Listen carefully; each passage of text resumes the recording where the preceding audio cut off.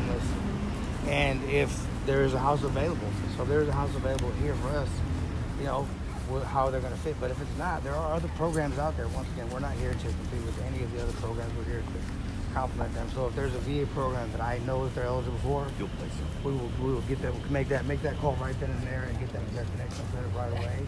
So hey, now go see so and so with this organization, and you know, tell them Vincent sent you, and then they'll go there directly and make that connection. And so it's not us telling them, once again, it's us saying yes, and then we're going to figure out what that yes looks like. Yeah. The yes is either the tiny home. Yes is unconditional. We're going to connect you. We're not able to go into this way, maybe that way. We're not able to go into. Can we at least get shots of them going in though? You we're trying to protect the privacy of the folks who live here. You can get them when they're coming out, but not when they're actually going in the home. So a complete stranger can go in. Beto. Nice to meet you, Jacob. Jacob, nice to meet you as well. This your place? Yeah. Tell me I about got it. a couple excited guys. I moved here in February. Yeah, that's Luna and Kashka, or Mario, as I call them. Yeah, I moved here in February. Tell us more about you. I'm 25 years old. I was welder machinist in the Army on 91 Echo, and originally from California. I lived in Texas for a little bit. Where in Texas? Kerrville. Okay. Yeah, I lived in Kerrville, and then just kind of needed to get on my own in life, and moved to Kansas City, and didn't really start off on the right steps. But how'd you get connected to VCP? It was Valor the Valor program at North Kansas City Hospital. I wanted to get help, and then I came in and didn't think, I was like, I don't know, a house or whatever this is, and it's not true, and came in and sat with Vincent for, I think it was like 2 days of paperwork, and they were like, come in on Tuesday and bring all your stuff because you're moving in, and I was like, hey, what's the catch? What am I supposed to do? Like, I'm working in a sweatshop or something, or that hasn't been at all. Yeah, after this, he has to get right back to the sweatshop. Yeah. How long have you been here, if you don't mind me asking? I've been here since February, so Okay. 5 months. Yeah, this is great. And I was just asking Brian and Vincent and Jason about the community dynamic here. Tell me a little bit about that, about getting to know your neighbors and how you all socialize or come together. It's definitely something new to me. I mean, coming from the military, you definitely get like a military family. But it took me a while, just from what I was going through and transitioning out of, to kind of do more out of the house. But meeting people around that are in the community, that are living here as well. It's really awesome to. I always think like the age difference is gonna be an issue, but it's, Are you one of the youngest veterans living there? Yeah. We have, in the military, we call it mandatory fund. So we kind of have the same thing here as well. Once monthly community mandatory fund, cookouts, barbecues. We had a balloon fight, water balloon fight about 2 months ago. Really? Yeah, that was a ton of fun. This is the kind of day you want to be in a water balloon fight. Right, exactly. And that's it. And then, you know, once again, no one. It's all about the world. We always encourage, hey, come on out, and just come talk to us as well. Just meet your neighbor. They get that sense of community. Been doing an amazing program. So, and it was through one of our partners that, you know, these guys are not going to tell you no. And what's the catch? Well, the catch is you're going to come here and we're all going to be in this together. But the catch is you're in this with us. Yeah, it's what it has been. It's really changed my life, honestly. Jacob, can you tell me about that? How your life has changed since you've been here? I struggled with chemical dependencies, alcoholism, drug addiction, pretty much anything. To numb myself, I didn't want to feel that.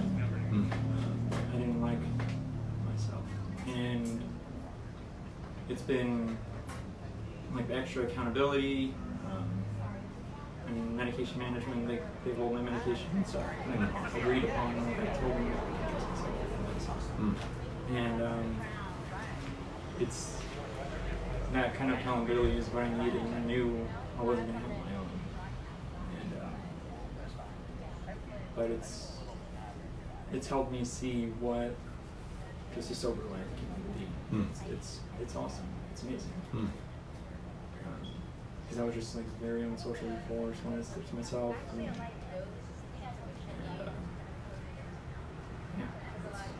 You want to hear a funny story, man? This used to be my house. I remember walking yeah, in Wes here. was telling me. Yeah. Yeah. I remember Matt was telling me. And you're Yeah. like, hey. Brian Yeah. lived in, again, doing things like the military.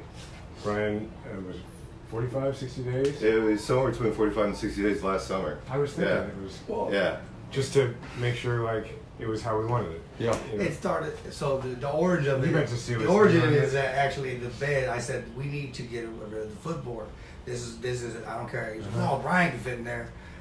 Yeah, and Brian then he got in there, and then he was like this. Yes. For 45 days, was like, You couldn't yeah, stretch we out. need to go a little more modular furniture. Yeah. So it worked out. Yeah. But no, it really was. It really was about like not asking somebody to do something we wouldn't do. Exactly. Right. So last summer, after we actually started having people come through and transition out, it's like one of us needs to just do this. But in addition, what we found was a lot of people when they transition out, we say critique us, right? Like critique the house, right? Give us Trust some me, feedback. there's plenty of poor feedback on Vinny, but like the house, it's always been positive.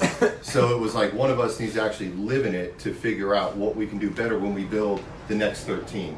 And we did. We made a lot of changes on that second 13. Give him sort of orient him to, how the house is built and why Yeah. and all that stuff.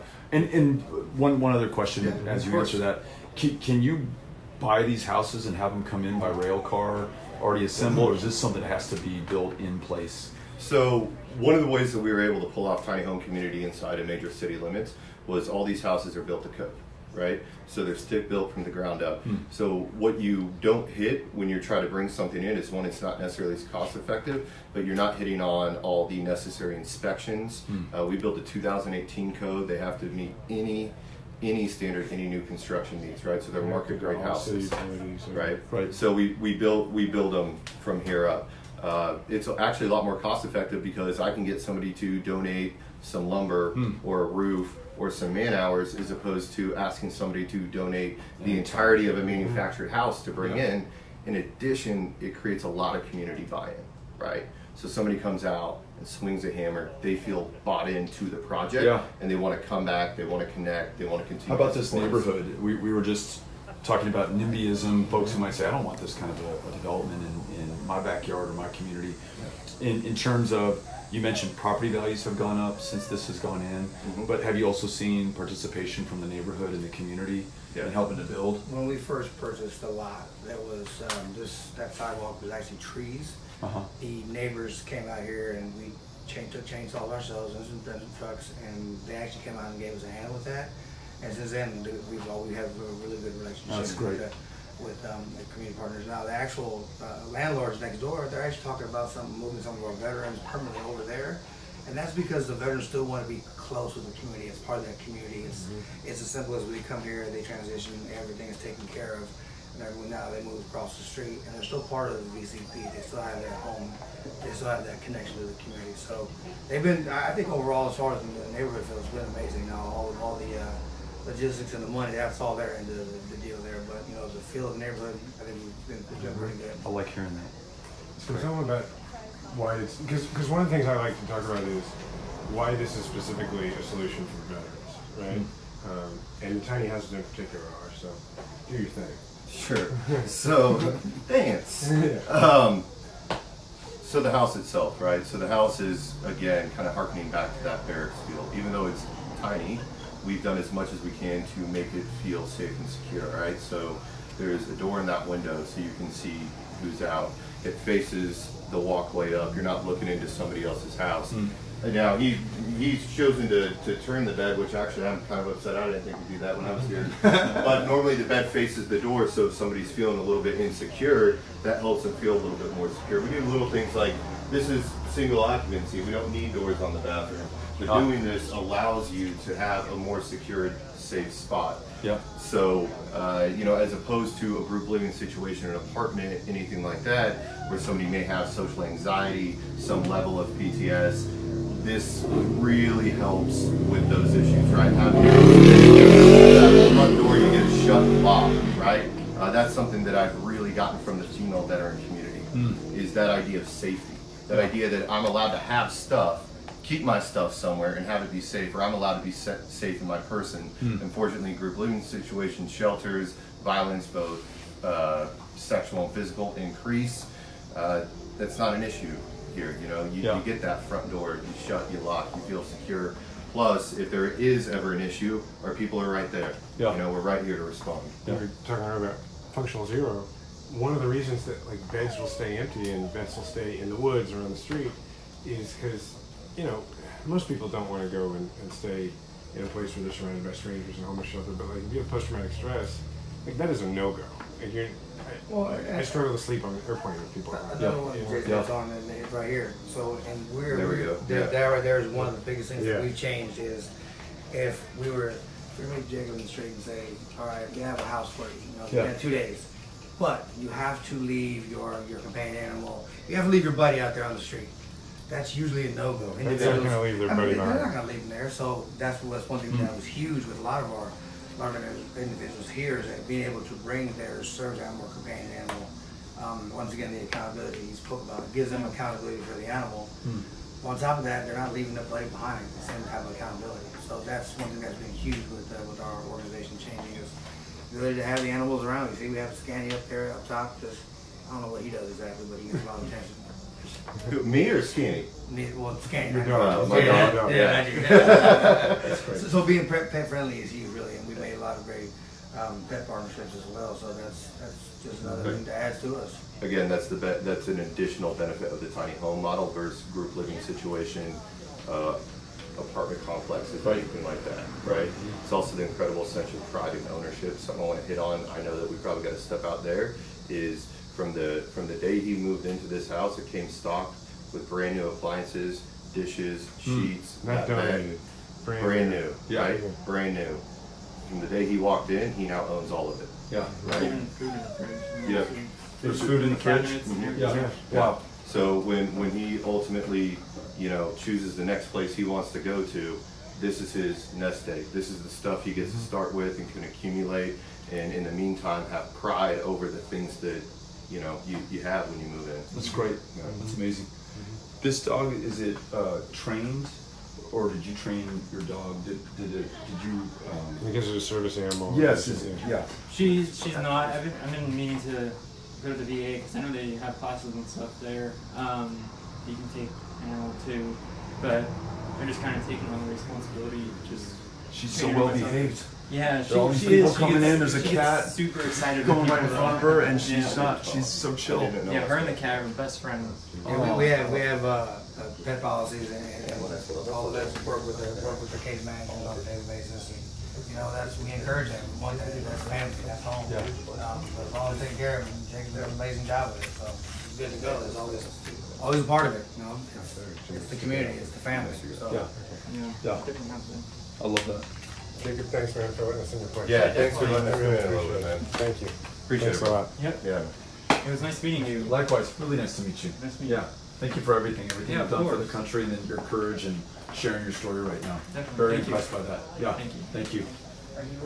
I'm seeing you well, man. I've been out. I know. I've been out for about a week, brother. I had to take care of a bunch of other stuff at my house. ¿Cómo hacemos, Kander? Okay. Yeah, that sounds good. Talk for just a second and turn it over to you. That sounds great. Cool. Yeah. Sure, that's my mark. Thanks. You mind if I stay next to that? Who's boss? Do you plan these specifically for the hottest days, Jason? Yeah, that's what I do. You're welcome. All right. Any other complaints? Good to see y'all again. Thanks so much. It's really been a blessing here of late to have so much attention and interest on the incredible work that the team here at Veterans Community Project does. A team which I will readily point out, you know, all of the great things you see around here predate me. I'm just a guy who benefited from this place, and now is really fortunate to be able to work with everybody here and try to make a difference. I'm really appreciative that Beto has wanted to come and see this. What we got a chance to do was sit down with some volunteers, with some of the staff here, and tell him a little bit about it, answer some of his questions, go into the house there and speak with a resident. But I hope that, for the local press here and for the national press, that what this demonstrates is just the level of importance of serving our veterans in ways that are not just about saying, they served us, so we served them. I mean, it's about actually getting serious about filling in the gaps in services, not just complaining about the gaps, but filling in the gaps in services. And that's what we do here at Veterans Community Project, and it means a lot to me that my friend Beto wanted to see it so that he could take that and carry it with him. So I'm going to turn it over to him. Thank you, sir. Appreciate it. Gracias. Hey, sure, you got it.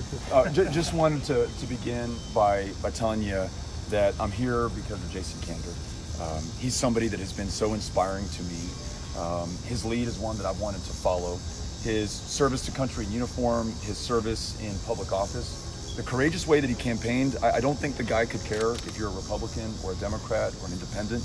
He really believes before you're anything else, you're an American first, and he treats people that way. And it's the way that I seek to campaign and to serve as well. And then Jason's extraordinary courage in coming forward and talking about how he's gone to seek help and the way that he's received help. And that is a model and an example, I believe, for veterans across the country. So first and foremost, that's why I'm here. But when I come back, it's going to be also because of Brian and Vincent, the volunteers that they introduced me to, the Veterans Community Project, which has to be the model for this country. They ask two questions when a veteran walks in the door. One, did you serve this country? And two, do you need help? And that's all that it takes to qualify for housing or for care or for help.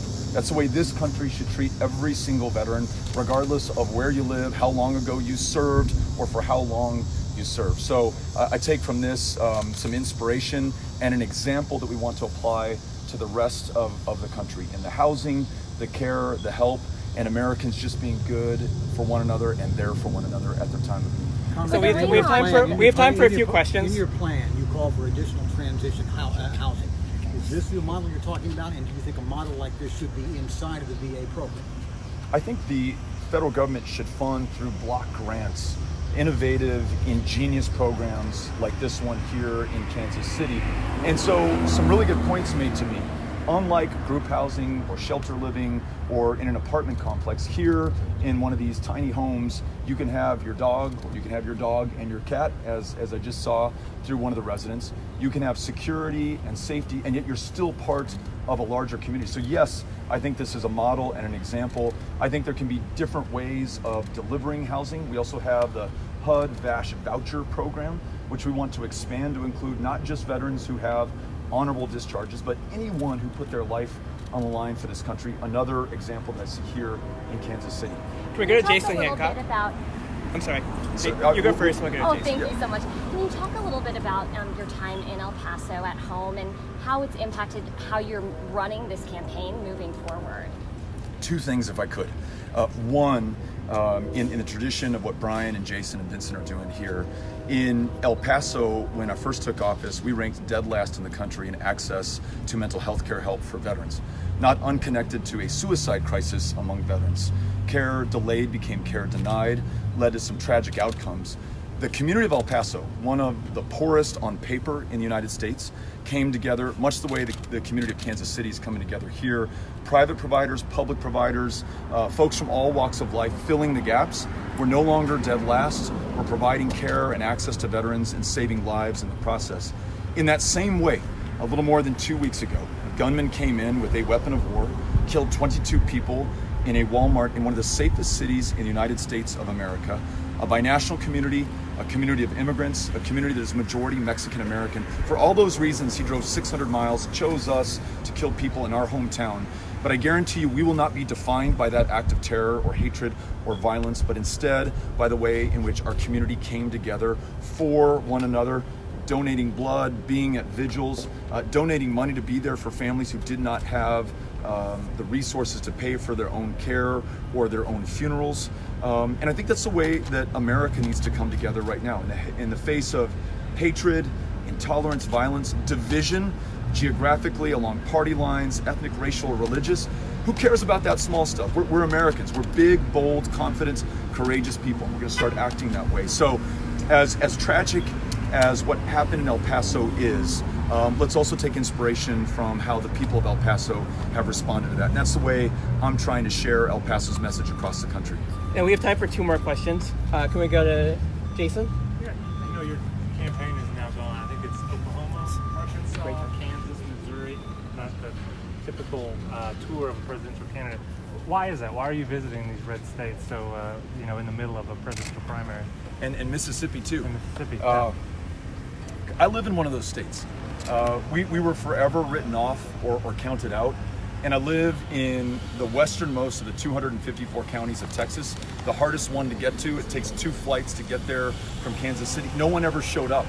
And so I know what it feels like to be ignored, and I know what it feels like to be respected. And I want to make sure everyone in this country, regardless of what role your state plays in the primary process or how many electoral college votes you have, I want you to know that you count when it comes to me. And the differences in religion or race or how many generations you can count yourself an American or whether you just got here last week does not matter to me. I want us to be there for one another at this moment. And you can talk the game, but you also have to show up and walk that talk. And that's what I'm trying to do in this campaign. We never ask party affiliation. We never ask who you voted for last time, who it is you pray to, how you love. No me importa. Does not matter. All that matters is that you're an American, you're here, and we have the chance to come together right now. And so I feel very good about the way that we're campaigning, very good about the way that America is responding right now. This is a moment of truth for us, and I'm really proud of this country and the way that we're meeting it. Congressman, you talk about ending the forever wars. Will you support the president if he decides to withdraw from Afghanistan? I wish President Trump, though I disagree with him on so many things, though he is of a different political party, all the success in the world when it comes to foreign policy, because his success is our success as a country. I commend him for trying to end the war in Afghanistan. Khalilzad, his chief negotiator with the Taliban, with the government in Kabul, we want him to be successful. We want those service members to be able to come home to their communities and to their families. I don't want them to have to risk their lives, put them on the line, take the lives of others in our name unless it is the option of last resort. I think we are past that in Afghanistan. We are past that in Iraq. It is time to end those wars. We wish the president success.